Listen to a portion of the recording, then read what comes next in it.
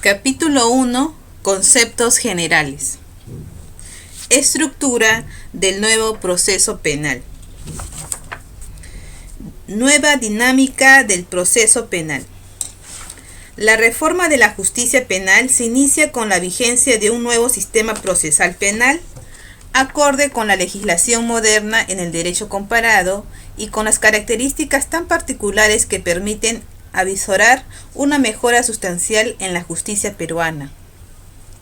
El nuevo proceso se ubica dentro del sistema de corte acusatorio o predominante acusatorio y con las características propias del proceso moderno. A. La separación de funciones de investigar y juzgar a cargo del fiscal y juez, otorgándose al Ministerio Público la tarea de la persecución penal de los delitos públicos. B. El predominio de los principios de oralidad y de contradicción en cada una de las audiencias que prevé la ley. Y C. El fortalecimiento de las garantías procesales a favor del imputado y agraviado en paridad de condiciones y posibilidades de intervención.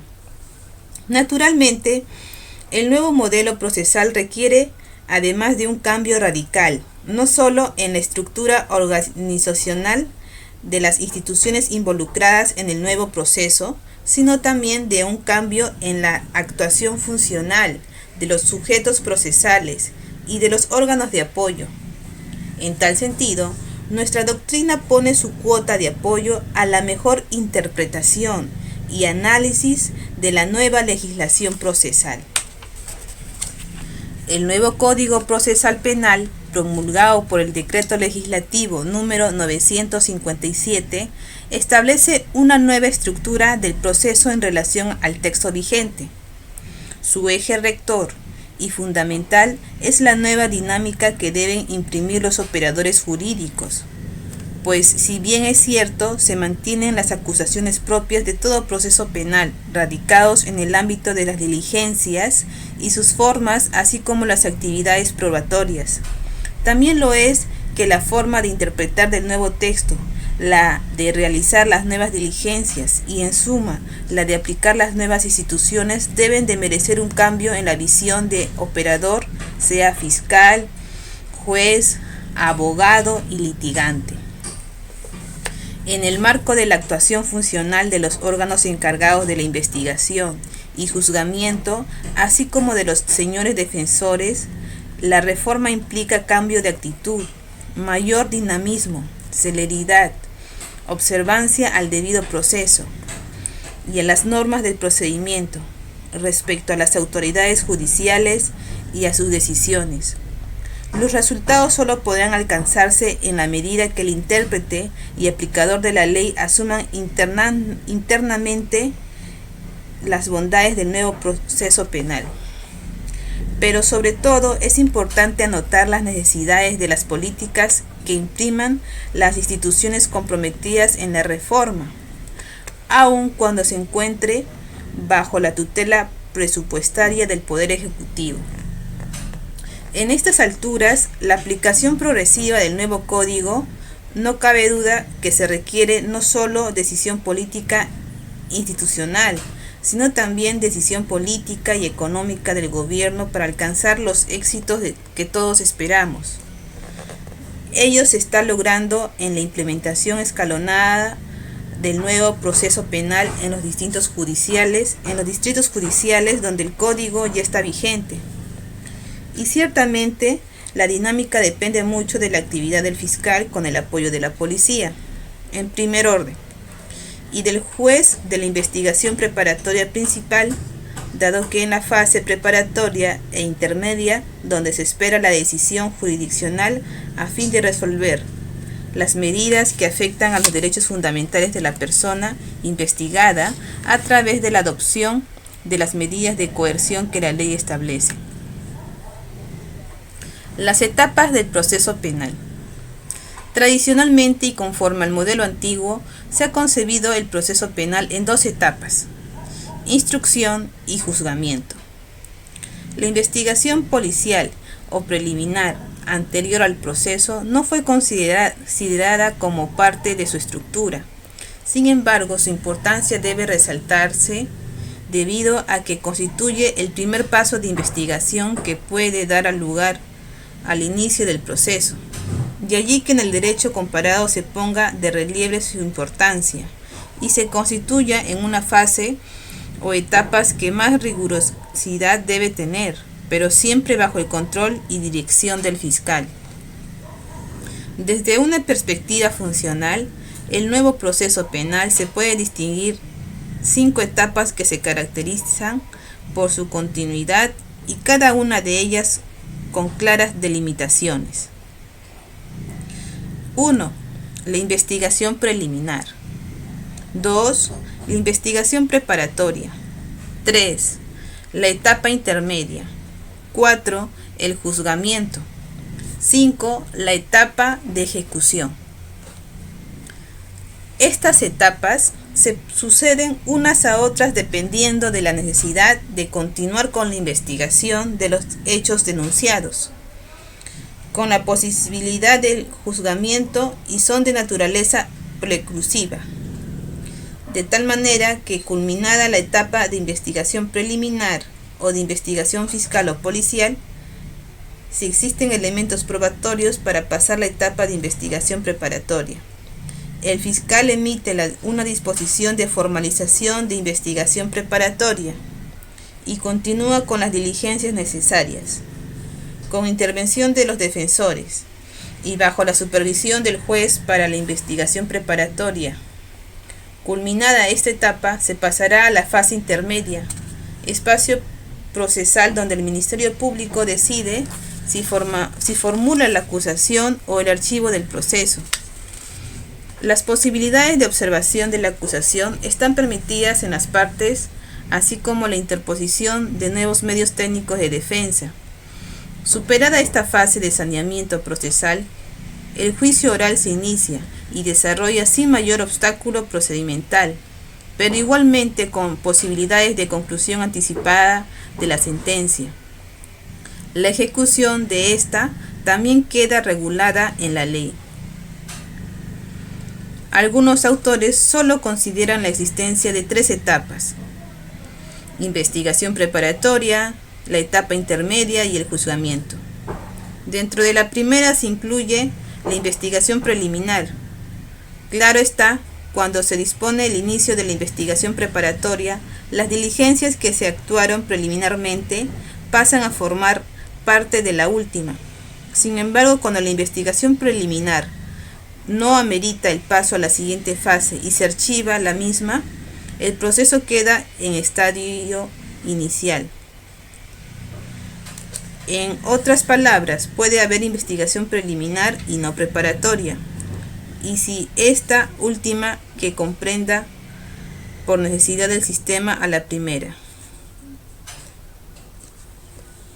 En todo caso, son interpretaciones que quedan más en el ámbito de análisis teórico o académico que en el operativo práctico. Lo mismo se puede decir de la llamada fase de ejecución de la sentencia, que tradicionalmente se ha dejado en manos de las autoridades administrativas y que el legislador ha considerado darle mayor intervención a las autoridades judiciales. De esa manera, tanto el juez y fiscal mantienen su relación con el caso hasta que la condena y el pago de la reparación civil a la víctima se haga efectiva. Además, debe admitirse que el juez juzga y también hace ejecutar lo que juzga. 3. La nueva organización fiscal. Toda reforma del proceso penal trae consigo cambios sustanciales en el sistema de organización judicial y también en la estructura orgánica y funcional de los fiscales y jueces y los auxiliares de justicia, como también en el desempeño profesional de la policía y los defensores. En todos los casos se viene observando que el proceso de implementación progresiva afronta obstáculos propios del cambio de modelo básicamente inquisitivo o de una de las cortes acusatorios y de la limitada capacitación de algunos de sus actores, principalmente de la policía. En el caso de la Fiscalía, el cambio es importante en la medida que deja de ser partícipe más de las diligencias dirigidas por los jueces y asume un rol protagónico en la investigación del delito. Además, es el eje jurídico de toda investigación preliminar por delito público. Se potencian, se amplían y se reafirman sus funciones ya que realizaba en la práctica actual, sobre la base de las normas de orden constitucional y de la legislación existente.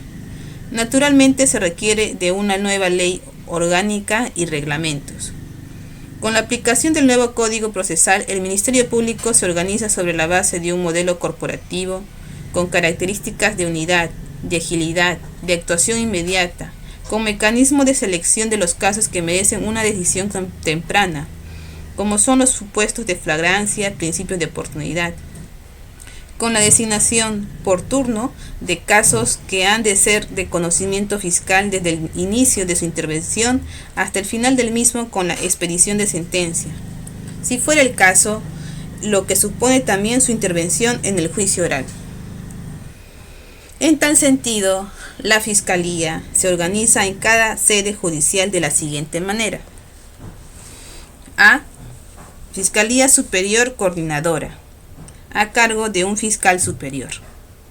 B. Fiscalía Provincial Coordinadora. C. Fiscalías Provinciales de Investigación y Fiscalías de Decisión Temprana. El fiscal superior coordinador cumple funciones de dirección y orientación en todo el sistema corporativo del nuevo código. En tal sentido, tiene el control y coordina las actividades funcionales y administrativas de los fiscales en este orden. Absuelve las consultas que hagan los fiscales y es el órgano de comunicación con la Comisión de Implementación del nuevo Código Procesal Penal y la Fiscalía de la Nación.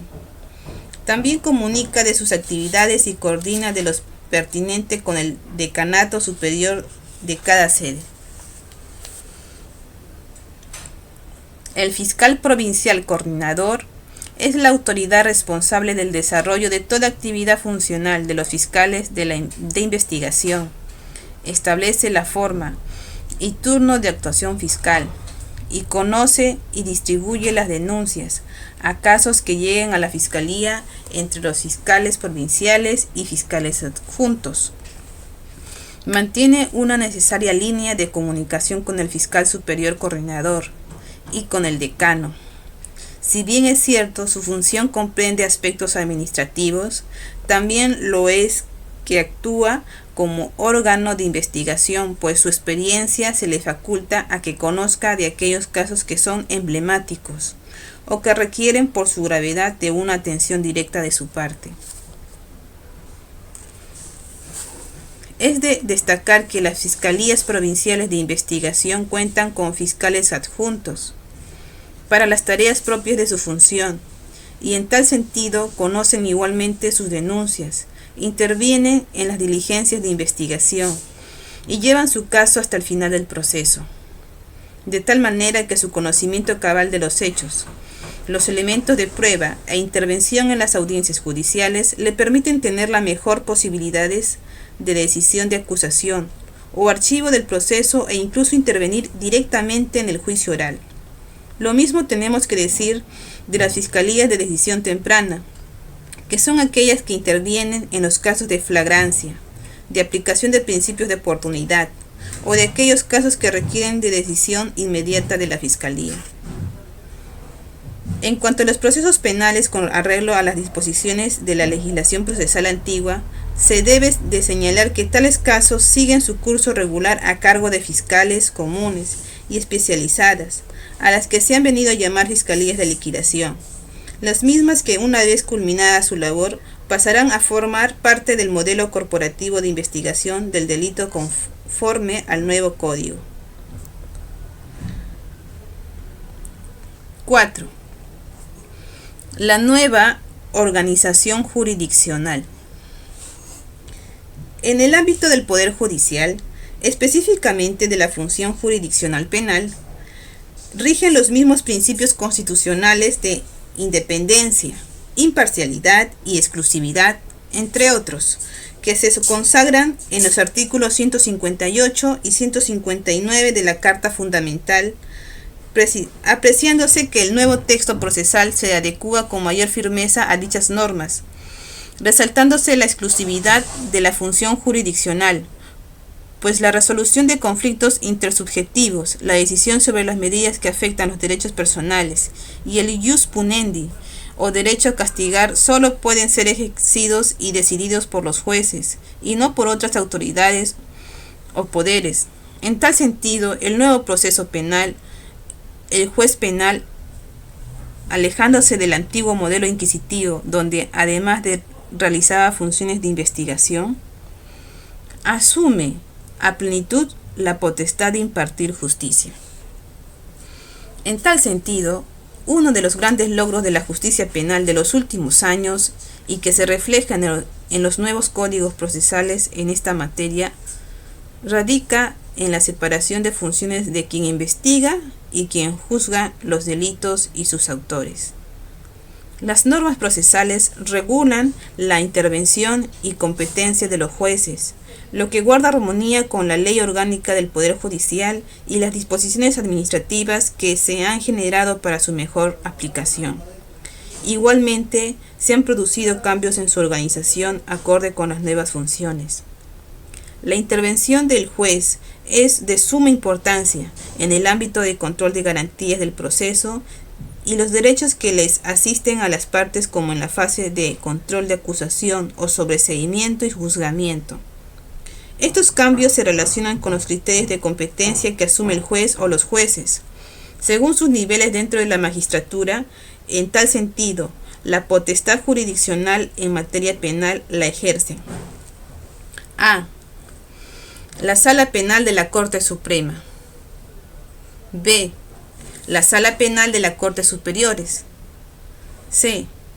Los juzgados penales, que pueden ser unipersonales o colegiados. D. Los juzgados de la intervención preparatoria. E. Los juzgados de paz. La Sala Penal de la Corte Suprema conocerá de los casos que, conforme a ley, lleguen en vía de casación.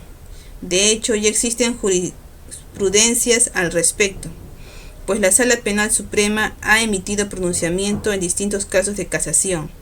La Sala Penal Superior conocerá de los juicios de apelación que se promuevan contra las sentencias dictadas por los juzgados penales y de los incidentes que por competencia lleguen a su conocimiento.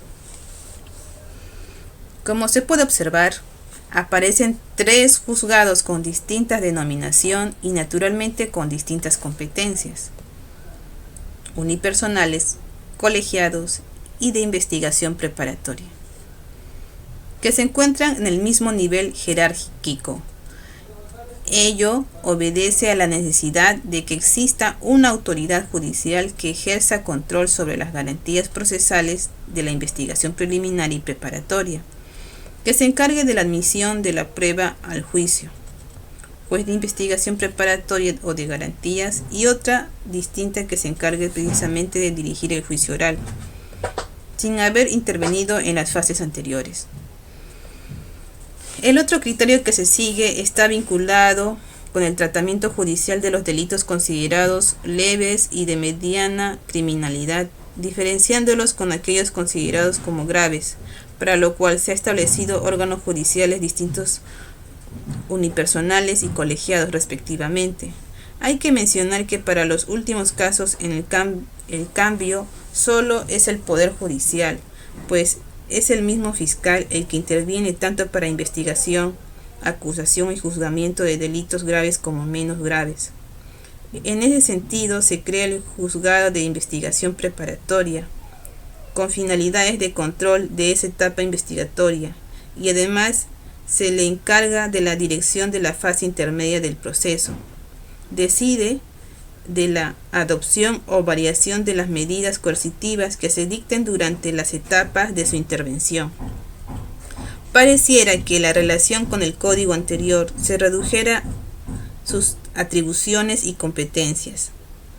Sin embargo, su intervención y decisión trascienden en la continuidad de todo el proceso, dentro del marco de los principios de independencia, imparcialidad, inmediación y oralidad, principalmente.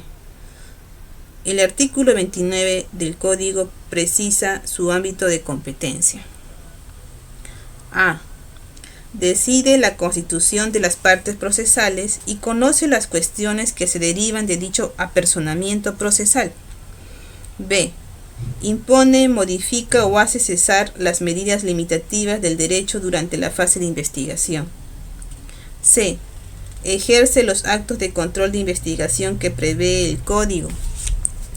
D. Ordena la inscripción de difusión de los registros civiles cuando no se hubieran hecho. E. Dirige la prueba anticipada. F. Dirige la fase intermedia del proceso. G. Dirige la fase de ejecución de la sentencia. Como se aprecia, las mayores funciones judiciales que establece el nuevo Código Procesal se encuentran a cargo del Juzgado de Investigación Preparatoria, y es obvio que el Poder Judicial debe poner el mayor esfuerzo en su implementación y su capacitación. El eje central de la actuación del juez de garantía radica en el cambio de actitud frente al nuevo modelo, es decir, dejar de lado la figura tradicional del juez investigador o instructor, pues su intervención es taxativa y decisoria en el ámbito de su competencia. En otras palabras, no hace labor investigatoria ni pide información al fiscal sobre los avances de las investigaciones, menos se inmiscuye en la misma. Pero como se ha dicho, llegado el momento del control de la acusación o sobreseimiento, se decide sobre el fondo del caso investigado por el fiscal. En el nuevo código también se establece que los juzgados penales colegiados se integran en 3 jueces y que conocerán el juicio oral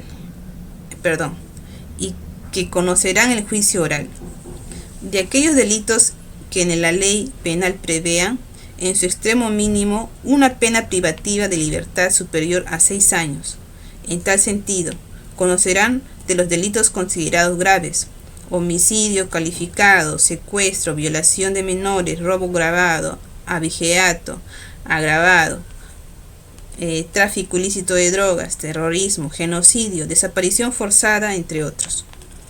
Los juzgados penales unipersonales, que como su nombre lo indica, cada sede está a cargo de un solo juez, que conocerán el juicio de los demás delitos, es decir, de aquellos no comprendidos para los órganos colegiados.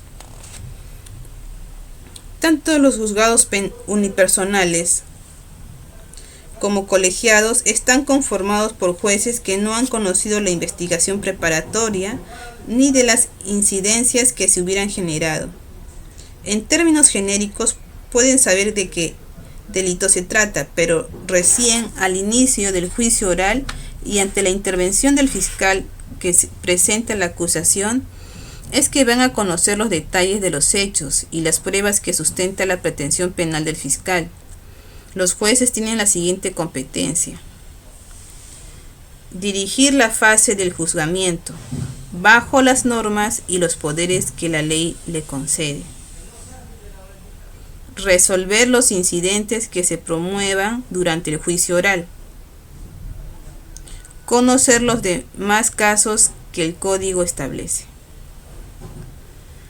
Se prescribe además que los juzgados unipersonales conocerán de los incidentes sobre los beneficios penitenciarios, del recurso de apelación interpuesto contra las sentencias dictadas por el juez de paz letrado, del recurso de queja y de las dirimencias de las cuestiones de competencia entre los juzgados de paz letrados. Esta nueva organización judicial penal permite una mayor fluidez de los casos penales y una especialidad de los jueces, quienes deberían, escuchando al fiscal y las partes, tomar decisiones importantes e inmediatas en las audiencias orales. Finalmente, la nueva ley procesal también contempla a la justicia de paz y establece que los jueces de paz letrados dirigirán los procesos por faltas.